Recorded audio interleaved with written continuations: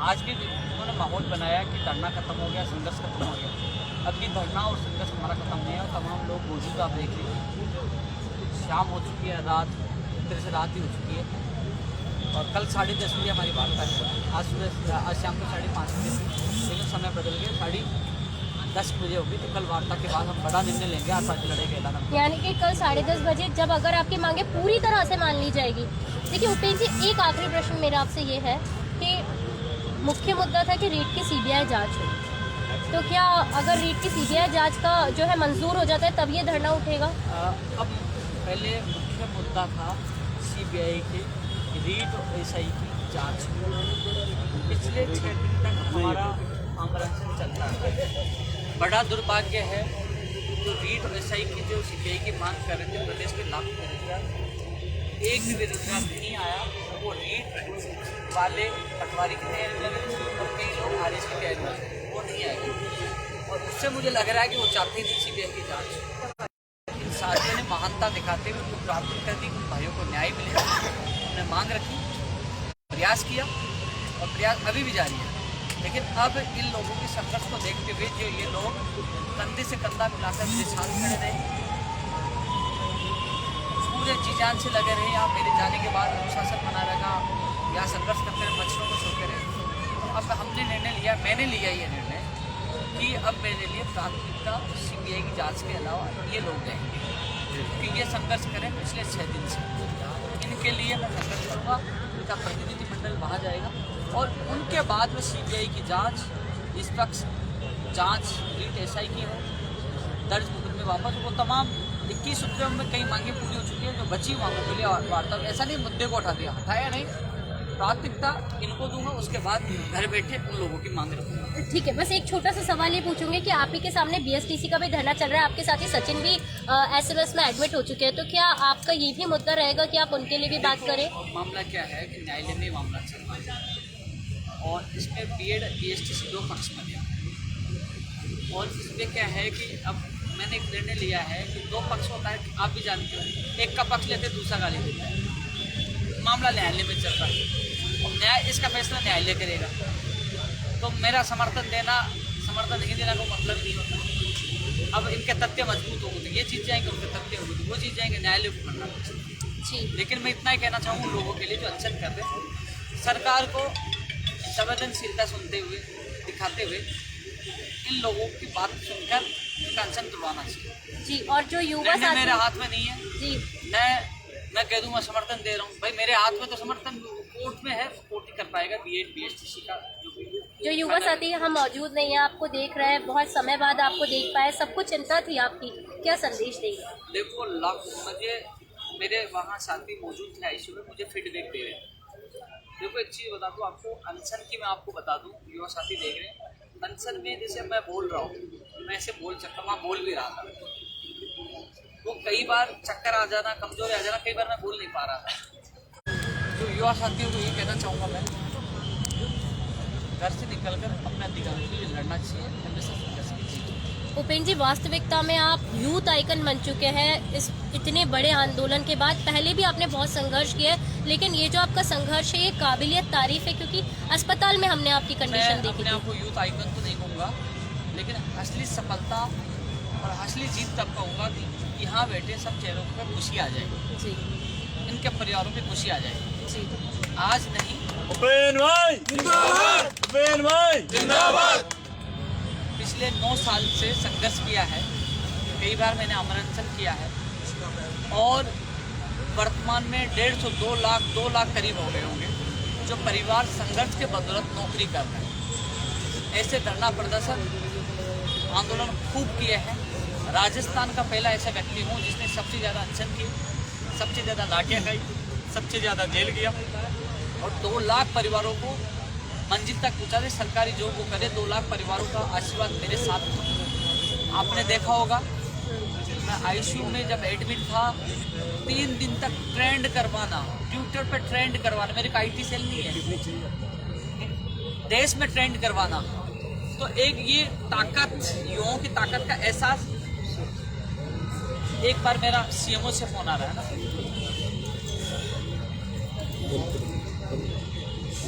एक मिनट चला है। एक बार मैं बात कर लेता हूँ। बीच बीच में चक्कर से आ रहे थे।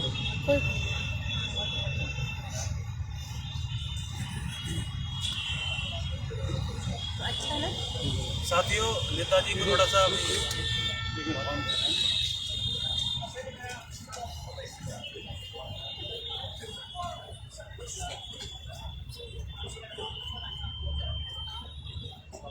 इनका परिवर्तन है, कुछ तो नीचे गया वो उठा देता है अपन नीचे।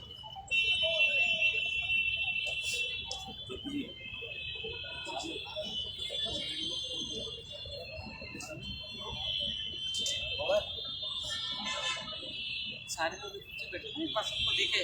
अरे सारे बैठ जाओ ना, पीछे बैठ जाओ भाई, पीछे होकर बैठो सारे, पीछे बैठो।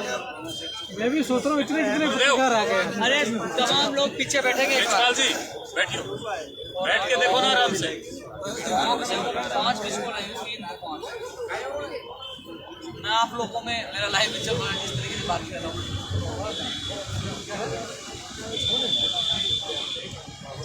क्योंकि मैं आज बोल पा रहा हूँ, जिस तरीके से बात कर पा रहा हूँ ना, ये जोश मेरे युवाओं में, इन लोगों ने बहुत प्यार दिया मुझे, बहुत प्यार दिया, सम्मान दिया। ये आईसीयू में जाके रोने लग गए जो इसका नेतृत्व कर रहे हैं। इन लोगों ने क्या कहा, ये 1 क्विंटल का आदमी आपके सामने, लीड बढ़ती 2018 का। अब इतने बड़े आदमी की भी आंसू आ सकते हैं क्या? देखिए, ऐसे कई लोग वहाँ जाके रोने लगे और उनकी जो सारी चीज़ें, सारे डिप्रेशन से मैं वहाँ से गुजरा हूँ। चलो दोबारा फोन आएगा तो उठा लो, उठा नहीं रहे। 5 बार कॉल आए हुए हैं, 5 बार। तो उपेंद्र जी, आपकी बातें सुनकर यही लगा कि कोशिश करने वालों की कभी हार नहीं मैं होती। एक चीज़ आपको बता दूं मैडम, मैं कई लोगों के यूट्यूब पे जा रहा है, शायद मेरे फेसबुक पेज पे भी लाइव है। हाँ, अरे उसमें वो नहीं लग रहा क्या? मेरे लग रहा है, मेरे ये यही पटक रखा है क्या? यही कहना चाहूँगा, सभी युवाओं से यही अपील करना चाहूँगा कि युवाओं के नाम पर राजनीति करने वाले बहुत आते हैं। अभी मैं घर पहुँचा तो कोई मेरे पत्रकार दोस्त ने बताया कि सुबह से कुछ लोग आपको ट्रोल करने लगे। मैं क्यों भाई? 14 अक्टूबर से ये लोग या मच्छरों में पड़े हैं, पहले टेंट नहीं लगाने दिया था, आज सड़कों पे सो रहे। आज राजनेता कहाँ है? राजेंद्र राठौड़ जी, दिया कुमारी जी, एक एमएलए ने जो ट्वीट किया, एक मानवता दिखाई, उनके लिए धन्यवाद। इस लोग इसलिए बैठे थे कि कब उपेंद्र यादव को वो श्रद्धांजलि देने का इंतजार कर रहे थे। न मरूंगा न झुकूंगा और अंतिम सांस तक लड़ूंगा, यहाँ बैठ गया, धरना समाप्त नहीं हुआ। वो भ्रमित कर रहे हैं कि उन्होंने अनशन तोड़ दिया, धरना समाप्त कर दिया। धरना समाप्त नहीं हुआ, ये सैकड़ों की संख्या में धरना स्थल पे लोग बैठे हुए हैं और कल 10:30 बजे वार्ता होगी। वार्ता सफल होगी तो धरना समाप्त होगा, अन्यथा पूरी रणनीति के साथ आर पार की लड़ाई लड़ेंगे। चाहे उत्तर प्रदेश प्रियंका गांधी जी की रैली में जाना पड़े, कहीं भी जाना पड़े, आर पार की लड़ाई लड़ेंगे। हमने 14 तारीख को खुला मोर्चा खोला था सरकार के खिलाफ। शायद 14 से पहले भी आप सरकार को वार्न कर रहे थे कि अगर मांगे नहीं मानी मैडम, वार्न भी किया था, लेकिन इन दिनों में मैं बता रहा हूँ, कुछ लोगों की दुकान बंदी, बौखलाए हुए हैं, बौखलाहट में जहर उगल रहे हैं और अपने IT सेल, क्योंकि मैं तो किसान का बेटा हूँ, मेरा IT सेल नहीं है, मेरे ये युवाओं का प्यार है। और इन्होंने ट्रेंड करके, पहले तो 30 सितंबर को पूरे देश में पूरे दिन पर 4 लाख ट्वीट करके ट्रेंड करवाया और इस बार 3 दिन तक ट्रेंड करवा के एहसास करवाया कि उपेंद्र यादव युवाओं के लिए आवाज नहीं उठा, युवा उसके लिए जान भी देते हैं। अभी एग्जाम पटवारी और ऐसा RS की चल रही, इसलिए युवाओं की संख्या कम है। एग्जाम होने दो, फिर तो हालात और भी गंभीर हो जाएंगे यदि सरकार ने मांगे नहीं सुनी। क्या बात है। ओपन अस्पताल में किस प्रकार का दबाव देखने को मिला? परिवार के रूप से में भी पुलिस वहाँ पे भेजी गई घर पे। अस्पताल में जो चीजें देखी, आपको पता है किसी का बेटा भूखा हो तो माँ बाप खाना खाएंगे। जी बिल्कुल। उनके आंसू भी मुझे देखने पड़े। वहाँ डॉक्टर के आके कहना कि भैया आपके गुर्दे खराब हो जाएंगे, आपको डायलिसिस पे डालना कर आप चले जाओगे। एक ने तो वो कीटोन चेक किया, बोले ये तो मर गया गया। क्या बोल रहा। फिर पुलिस वाले आए, SHO Modi Dungri, SHO SMS hospital, Surendra Pancholi ji और चौधरी जी आए, SHO जो मोती डूंगरी वाले ने कहे भैया अच्छन तो तुड़वाएंगे, 15-16 लोग आए, पूरी तैयारी थी मेरे अच्छन तुड़वाने की। लेकिन मैंने ट्वीट किया, मैंने कहा एसओ साहब 4.5 लाख ट्विटर पे मेरे फॉलोअर है, 4,24,000 के करीब। मेरे फेसबुक पे लाखों फॉलोअर, मैंने ट्वीट कर दिया है मैं आत्महत्या कर लूँगा यदि मुझे ज़बरदस्ती अच्छन तुड़वाया था। और मैंने लिखित में दे दिया, डायरी में लिख दिया। तो बोले नहीं मरने नहीं देंगे, हालात गंभीर, आपको तुड़वाएंगे। मेरे को ठीक है, आप मुझे ज़बरदस्ती अच्छन तुड़वा दो, आपके जाने का बिल्डिंग से कूदूंगा और आपका नाम लिखूंगा। तो उन्होंने कहा भैया हम तो जा रहे हैं। मैं चुका नहीं, वो चले गए। उसके बाद एडीएम भी आए, एडीएम साहब ने दबाया, उन्होंने बात रखी, इकबाल जी आए, उन्होंने समझाया, आरएस अधिकारी और आए और डिप्टी साहब आए, एडीएम, यानी कि वहाँ दौर चल रहा है। क्योंकि वहाँ जो मेरा कीटोन्स 4+ हो गया था, शुगर लेवल कम आ गया था और जो मेरे और इन्फेक्शन हो गए, तो उनको लग रहा था कि अब खतरा है। एक बोर्ड की टीम बनाई गई, 3 डॉक्टरों की एक बोर्ड की कमेटी बनाई गई, सारी चीज़ें लोगों को ये लग रहा था। हम आपके बीच में आ गया, चेहरे से मैं बॉडी से सही लग रहा हूँ, लेकिन जो डैमेज हुआ हूँ मैं अंदर से हुआ। आज मैं अब खड़ा होता हूँ तो मुझे चक्कर आ रहे हैं। मैं सहारा लेके चल रहा हूँ, अभी साथियों का सहारा लेके चल रहा हूँ, वीकनेस है, चक्कर आ रहे हैं। पूरी रात पर सो नहीं पाता था यार, भूखा पेट कौन सो पाएगा। पूरी रात पर मोबाइल खोलूँ, मूवी देखूँ तो मूवी अच्छी नहीं लगी, बंद कर दूँ। बैठ जाऊँ, अखबार पढ़ूँ, फिर वो रख दूँ, कभी इस करवट कभी इस करवट। उधर देखूँ मेरी वार्ड में जहाँ मैं था 7 मरीज मर गए। मैंने सोचा मेरा नंबर है। 7 मरीज नहीं रहे वहाँ, एक जा रहे थे। एक तो 25 साल की लेडीज थी, एक 22 साल की लेडीज थी और कुछ और भी लोग थे। तो ऐसी चीज देखो, जब सामने मौत हो रही है तो ख्याल मुझे भी आ गया था भाई नंबर मेरा भी है। लेकिन इन सब की दुआओं से, प्रदेश के सब लोगों के प्यार से मैं जिंदा। और यही है कि जो लोग कह रहे थे सीबीआई की जांच को अभी भी रखूंगा, प्राथमिकता इन लोगों को दूंगा जो मेरी मांगे हैं, चाहे वो पंचायत राज JN हो, पंचायत राज LDC, इन मांगों के अलावा जी ये तो है ही 2012 रीट 2018 प्रयोगशाला आशायी 14% वाले तो नहीं, लेकिन पंचायत राज JN की भी रखूंगा, पंचायत राज LDC की भी रखूंगा, मैं टेक्निकल हेल्पर की भी रखूंगा। कंप्यूटर विज्ञप्ति भी जारी हो, प्लीज शिक्षक first year second year PTI भर्ती पे आए, शिक्षा विभाग में भर्ती आए। और जो तमाम मांग पत्र में काफ़ी मांगे हैं इनके, नेकीराम जैसे लोगों के, पवन जी के पापा इधर आओ और नेकीराम जी आओ एक बार।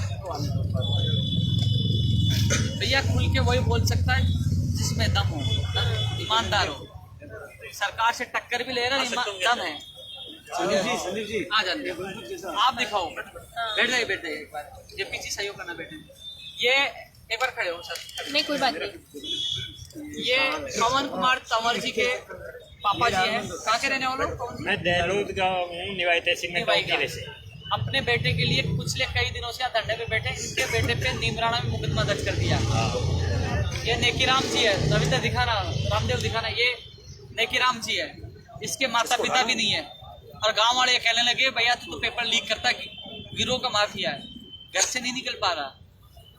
इनके मुकदमों को सारे राजनेता भूल गए, रीट करते SI को भूल गए। लेकिन रीट और SI की मांग उठाई, इनकी मांग, इनसे वादा किया था, इनका वादा भी पूरा करूंगा, इनके मुकदमे भी वापस होंगे, जिद करके बैठा हूं। पुलिस ने जिस प्रकार से नेकीराम जी को गिरफ्तार किया, क्या वो गांधीवादी तरीका था? वो तानाशाही थी, जो गिरफ्तार करके जो वसूली करने वालों को तुरंत बर्खास्त करना चाहिए, उनकी मान्यता रद्द करनी चाहिए। साथियों एक चीज और बताऊं, आपने देखा होगा जो हमने जो धरना प्रदर्शन अनशन किया, भैया एक बार अमर, हमने धरना प्रदर्शन किया जिसके बदौलत, हमारे संघर्ष के बदौलत रेडियो पर लैब टेक्निक ECG के चयनित अभ्यर्थियों में नियुक्ति आदेश हुए। परिचालक भर्ती 2011, जो 10 साल 11 साल से संघर्ष के 257 परिवारों में दीपावली से पहले खुशी आई, वो हमारे संघर्ष के बदौलत। ऐतिहासिक जो कानून, सख्त कानून आज नहीं समझ में आएंगे, गुमराह करेंगे, कुछ नहीं होगा। भैया कम से कम हमने कानून जो मांग कर रहा था, सबसे पहले जो एक राजनेता ने नहीं की, OPN यादव ने चिल्ला के डिबेट में हर जगह मांग रखी थी, मांग पत्र की सेकंड मांग थी, कानून बनाया जाए और उसका अध्यादेश लाए। और वकल वार्ता होगी, इसमें कहूँगा जल्द से जल्द अध्यादेश लाया जाए और इसमें एक और चीज जोड़ी जाए, फर्जी डिग्री वाला मामला भी इसमें जोड़ा जाए और बर्खास्त करने का नियम भी जोड़ा जाए कि तुरंत बर्खास्त किया जाए, निलंबित नहीं किया जाए, और स्कूलों की मान्यता रद्द की जाए। ये सारी चीज़ों को, इसको मजबूती से कानून की मांग रखूंगा। ये ऐतिहासिक जीत है। वही कंप्यूटर भर्ती का सिलेबस जारी करवा दिया, नोडल एजेंसी घोषणा करवा दी। इसके अलावा मोटर वाहन उपनिवेशक की फाइल पड़ी थी, वो निकलवा कर अभ्यर्थना भिजवा दी। भैया 5-6 मांग तो हमारी पूरी हो चुकी है। ये क्योंकि जो लोग आए थे फ्री उठ के चले गए, कुछ नहीं लेके गए।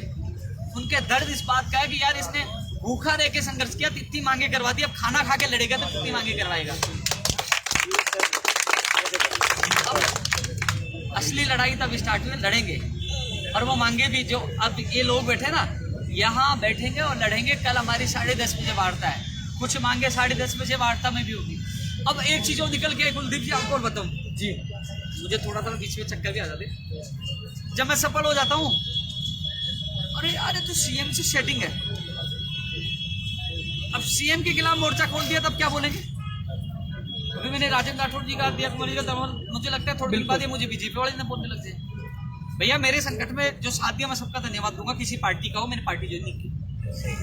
12 बजे पूछा, कहीं कहीं मीडिया से डरे इनके, रात को ये पूछे, लेकिन मैं लाइव कई लोग देख रहे होंगे, जब वो पूछे आने की सूचना मिली तो मेरे यहाँ 5 भर्तियों के प्रतिनिधि मंडल बैठे थे जी। उन प्रतिनिधि मंडलों के एक सदस्यों को बुलाया, उनको सारी चीजें बताई। मैंने अकेले नहीं किया, मैंने कहा आपका अकेले का फैसला नहीं था, मैंने कहा आप निर्णय करो जी। इन्होंने निर्णय किया, ये सहमत है कि वार्ता से ही रास्ते खुलेंगे। उनके इन सबके निर्णय के बाद भाई संदीप जी सही कह रहा हूँ ना, काका जी ये कहा, देवेंद्र जी सही कह रहा हूँ, ये वार्ता में ये भी शामिल थे, ये भी शामिल थे। और कहा है वार्ता वाले भाई, ये पीछे है एकदम, ये सारे शामिल थे। इनकी सहमति, इन्होंने, मैंने इनको स्वतंत्र सोचा। इनके निर्णय लेने के बाद फिर हमने जो यहाँ बैठे थे, उसके बाद हमने अनशन तोड़ा। नहीं तो मैंने कह दिया मर जाऊंगा, मैं हटने वाला नहीं। फिर इसके बाद आज धरना स्थल पे मैं आया, इनके ऊपर छोड़ा हूँ, इनके ऊपर नहीं, मैं बैठा हूँ इनके साथ, अभी बैठा हूँ। और कल 10:30 बजे वार्ता होगी, असफल होती है तो ये कहेंगे यहाँ बैठना, यहाँ बैठेंगे। ये कहेंगे कि हम उस टावर पर चढ़ रहे तो उनके साथ चढ़ दूंगा। भैया उपेंद्र यादव वो है जो लाठी पहले खाता है, अनशन भी करता है, जेल भी जाता है। पहले सबसे पहले मेरे बेरोजगार पे जोखिम आने से पहले खुद जोखिम उठाता है। वो राजनेता क्या है, टंकी पे दूसरों को चढ़ाते हैं, अनशन दूसरा करता है, लाठी अब दूसरा खाता है, मुकदमे दूसरा करता है। वो राजनीति होती है और ये होती है सेवा।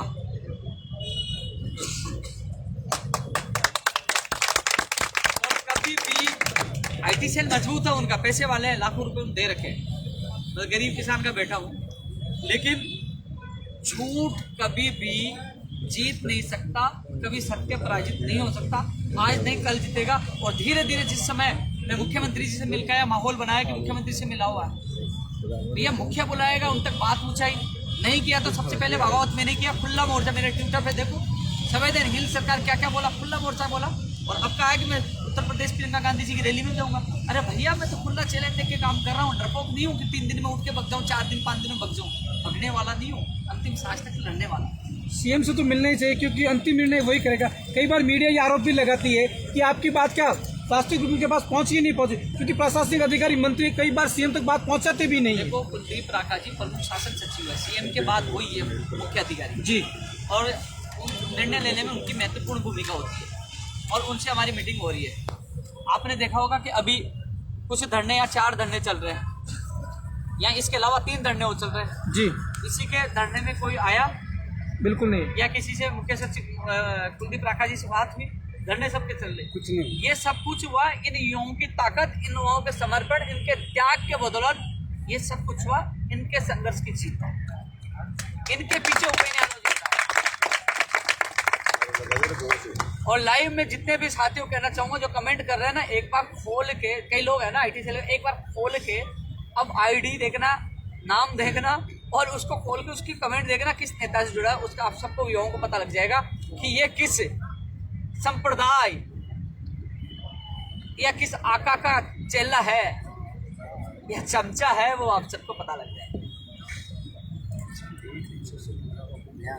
और मेरे 5 साथी, मेरे जाते 5 साथी अनशन पे बैठ गए और वहाँ हॉस्पिटल थे। मैंने अपील की कि आप अनशन से अपना शरीर खराब मत करो, लेकिन नहीं, उपेंद्र भाई भूखा है तो हम भी बैठेंगे। और एक बहन भी बैठ गई।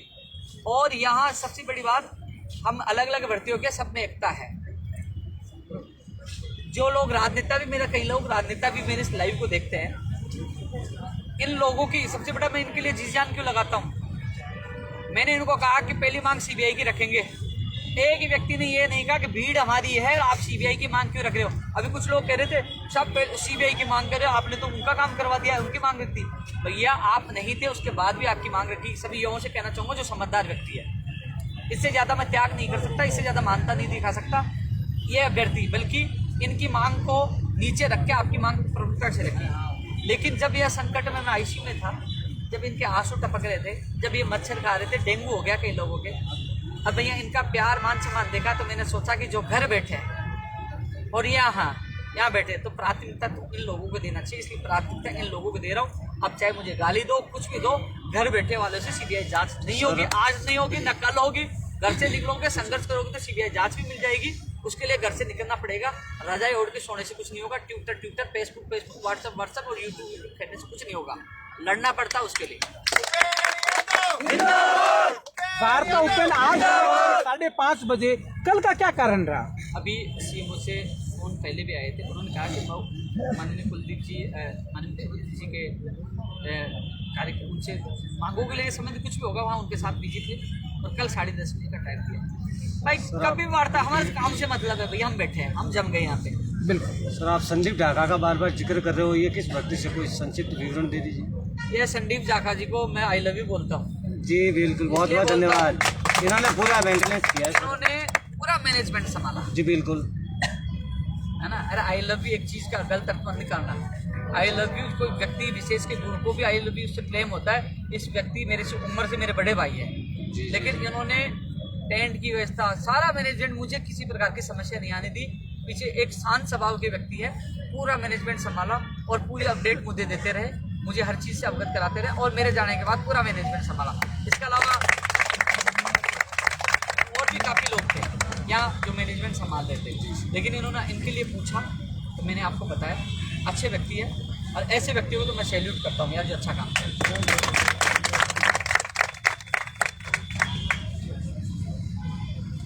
साथियों, जब कोई व्यक्ति संकट से निकल के आता है, मृत्यु से ऐसे निकल के आता है, जो कि आदमी जहाँ उनका मैंने प्यार देखा ना, तो इनके लिए मुझे बहुत, आज मैं इतनी मस्ती से क्यों बात कर रहा हूँ इनके, क्योंकि इन लोगों ने मुझे इतना मान सम्मान दिया, मेरे साथ थे लोग, वहाँ कमेंट कर रहे थे, अभी भी कमेंट कर रहे हैं, अनशन तोड़ दिया।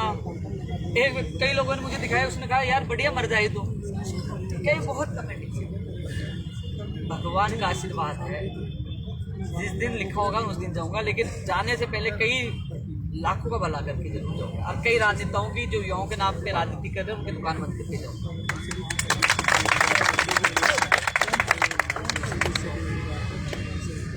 स्कूल व्याख्याता में देवेंद्र है, हनुमान ढाका है और केशव है, ये तीनों मजबूत स्तंभ है। वहीं स्कूल व्याख्याता उसमें प्रयोगशाला साइक में गोविंद, अरुण, राजेंद्र, अरे भाई और कोई का नाम ले लूं तो बता दीजिए कितना। 2018 के बारे में काफी वो है, अपने 2018 में भी ढाका जी के साथ। अरे भाई तेरा नाम क्या है बता? गजेंद्र सिंह। भाई गजेंद्र सिंह भी है, गजेंद्र सिंह राठौर फ्रॉम जालोर। गजेंद्र सिंह राठौर फ्रॉम जालोर सब बोल रहे पूरा क्योंकि भाई लाइव तो अपना आ रहे हैं और अपनों को धरना पे दे, या रात को यही सोना है ना। हालांकि मेरी वीकनेस है, मुझे आराम की सलाह दी गई थी कि आपको 2-4-5 दिन आपको आराम करना, घर से नहीं निकलना। मुझे दवाई भी लेनी है, ठीक है, मुझे कुछ इन्फेक्शन हुआ, दवाई भी लेनी है, लेकिन मैं इन लोगों को छोड़ के नहीं जा सकता। मैं यहीं सोऊंगा, इनके बीच में रहूँगा, इसलिए मैं इनके बीच में आ गया। और मैंने सोचा जब तक मैं और युवाओं को जो लोग भ्रमित करें तो उनको जवाब देना चाहिए। भाई जवाब वही दे सकता है, अरे चल ठीक है हम तो धोखेबाज है, गलत है, कुछ भी कह दो भाई, तुम में दम है तो ये घोड़े ये मैदान आ जाओ, कर लो, करवा दो, आपको सलाम ठोकेंगे सारे। सही कह रहे हो गलत?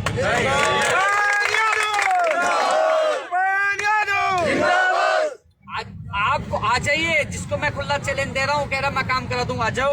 इसका पूरा का नेतृत्व धरना टोला का मैं नेतृत्व कल दे दूंगा, अभी आ जाओ, अब दे दूंगा, आ जाइए, बैठ जाइए, इनके साथ काम करवा दीजिए, आपको नेतृत्व देता हूँ, आपको बेरोजगार संघ का अध्यक्ष बना देता हूँ, आ जाओ, चैलेंज दे रहा हूँ, कोई देख रहा, आ जाओ, दम हो तो, लेकिन कमेंट मत करना चाहिए, कुर्ता चाहिए उसके लिए कुर्ता। जब डॉक्टर ने, डिप्टी ने, एसआई ने, सारे प्रशासन ने कहा कि मरने वाला है, कीटोन्स बढ़ गए। मैंने कहा मैं मरूंगा, डरा नहीं, अंतिम क्षण तक लड़ा और मजबूर कर दिया सरकार के प्रतिनिधि को SMS हॉस्पिटल में पूछने के लिए। इसको बोलते हैं असली ताकत और संघर्ष। उठ के नहीं गया वहां से। और मेरा एक धरनार्थी यहाँ बैठा था, मेरा अनशन नहीं है, अनशन टूटा है तो आप सबके पास जाओ, 4 हॉस्पिटल में एक धरना स्थल में यहाँ तक आए वो लोग। हालांकि मैं बहुत ज्यादा बोल रहा हूँ, इतनी ऊर्जा नहीं है कि उठ के आया हूँ, अभी ICU से आया हूँ, वीकनेस भी चल नहीं पा रहा। लेकिन ये इन लोगों का प्यार और जो आपके जो कमेंट है ना, उनका भी प्यार जोश आ रहा है कि तुम्हें जवाब दो कम से कम, क्योंकि आप लोग भ्रमित करो, मेरे युवाओं को पता चले। मेरा वीडियो कई युवाओं के माता पिता अभिभावक भी देखते हैं और कई लोगों का फोन आए, कई माताओं के, 1-2 का रविंद्र के पास फोन आया, वो रोने लगे कि मेरी बेटी 3 बेटी है, नागौर से फोन आया। जब मैं रोने लग गई तो उनकी माँ का क्या हाल होगा। बहुत लोगों ने फोन करके दुआएं की, मैं सबको धन्यवाद देना चाहूँगा जिन्होंने मेरे लिए दुआएं की।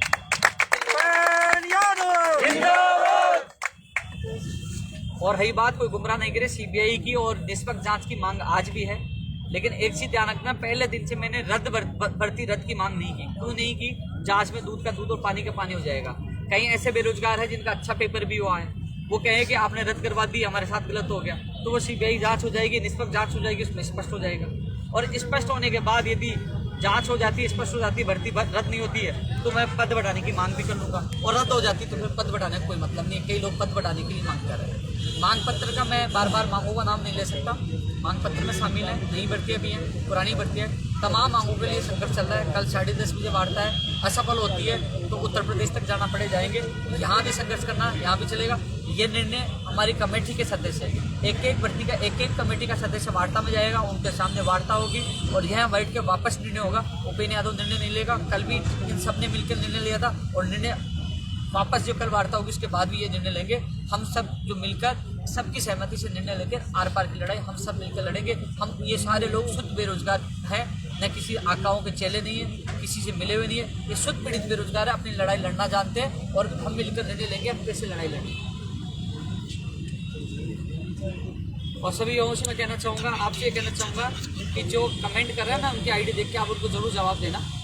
वैसे कोई फर्क नहीं पड़ता। अब मैंने ये कह दिया, मेरे को मेरा काम करना है। अभी तक तो वो मेरे पास फोन आ रहे थे, परिचालक भर्ती वाला एक आया कल यहाँ पे, वो आ रहे बड़े भाई साहब मिठाई का। कल सिर्फ मेरे पास रविंद्र बता रहा था कि फोन आए परिचालक भर्ती वालों का आ रहा था, कंप्यूटर भर्ती वालों का आ रहा था, वरिष्ठ अध्यापक बोर्ड 2018 वालों का आ रहा था, और कौन सी भर्ती रेडियोग्राफ लेने बोले मिठाई लेके आए। भाई अभी मत मंगवाओ, मंचन पे हूँ, तू जाने दे यार भाई। तो इतना प्यार मान सम्मान मुझे मिल रहा है, इससे मैं खुश हूँ, ये मेरी ताकत है। और अंतिम क्षण का मतलब ये होता है, अंतिम क्षण का मतलब होता है कि लगातार लोगों के लिए लड़ाई लड़ना, और वो लड़ाई लड़ रहे हैं। कल मीटिंग होगी और मीटिंग के बाद आगे का निर्णय लेंगे और हम सब मिलकर आर पार की लड़ाई लड़ेंगे। ठीक है भाई, तेरे यूट्यूब पे हो गया? बिल्कुल सर, ठीक है, ठीक हो। स्वास्थ्य ठीक है।